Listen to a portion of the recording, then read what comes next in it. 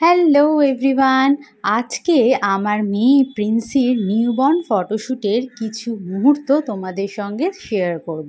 যারা আমার চ্যানেলে নতুন তাদেরকে অনুরোধ করব একটা সাবস্ক্রাইব করে ভিডিওটা দেখতে থাকো।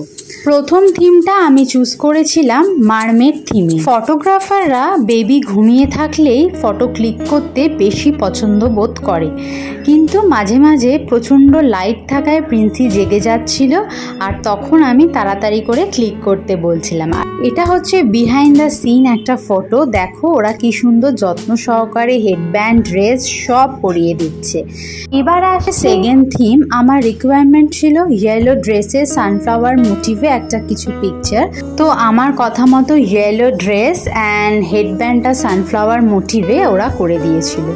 থার্ড হচ্ছে এটা, যেটা হচ্ছে মাল্টি কালার স্কার্ট। এটারও আমার ভীষণভাবে পছন্দ, এই স্কার্টটা আমি বলে দিয়েছিলাম আর সেইভাবে ওরা পরিয়ে খুব সুন্দর সুন্দর পিকচার দেখতেই পাচ্ছ ক্লিক করেছে। আর এরপরে প্রিন্সি আর প্রিন্সির দাদার সঙ্গে একটা সুন্দর মুহূর্ত আমরা ক্যামেরাবন্দি করতে বললাম। তারপরে নেক্সট এখানে প্রিন্সিকে র্যাপ করে দেখো কতটুকু হয়ে গেছে, আর আমি তো দেখে প্রায় হাফ অজ্ঞান হয়ে যাচ্ছিলাম। আবার চেয়ারে বসিয়েছে, ভাবছিলাম বেচারার হাত পাগুলো ঠিক থাকবে তো। প্রিন্সের নিউবর্ন ফটোশ্যুটটা প্রায় 2 মান্থসের মাথায় করেছিলাম বিশেষ কিছু কারণে, কিন্তু ফটোগ্রাফাররা অলওয়েজ 1 মাসের মধ্যে করে ফেলার দাবি করে, কারণ এই ড্র্যাপ ড্রেসটা ওরা বড় হয়ে গেলে আর পরাতে পারে না। এরপর new mommy and daddy newborn cutie পাইয়ের সঙ্গে বেশ কটা ফটো ক্যামেরাবন্দি করলো, যেগুলো আমাদের সারা জীবনের সঙ্গী হয়ে রইল। ফটোস তো মোটামুটি শেয়ার করে দিলাম, তবে অনেক ফটো তার মধ্যে চুজ করে কিছু দিলাম। আর এখন যেটা দেখাচ্ছি সেটা হচ্ছে, এটা আমাদের প্যাকেজে ছিল না, আমি আর সৌরভ মিলে ক্যানভেরা ওয়েবসাইট থেকে এই অ্যালবামটা তৈরি করেছিলাম। অ্যালবামটা শুরু করার আগে একটা কথা বলে দিই, তোমাদের অনেক ছবি দেখে আপাত দৃষ্টিতে মনে হতে পারে একই ছবি, বাট না, সবগুলোরই অ্যাঙ্গেল একটু একটু আলাদা। আর যেহেতু ছোট বেবি, ওরা পরপর ক্লিক করতে থাকে তো, তাই প্রত্যেকটা মুহূর্তেই আলাদা আলাদা এক্সপ্রেশন ধরা পড়ে। তবে আবার অনেক ফটোতে দেখবে প্রিন্সি এই যে মুখ চোখ একটু কেমন বিকৃতি করে আছে, এর একটাই কারণ ঘুমিয়েছিল, ডিপ ঘুম, বাট স্টিল মুখের সামনে অনেকটা লাইট ছিল, বুঝতেই পারছো, তার জন্যই এই রকম মুখের আকৃতি বিকৃতি।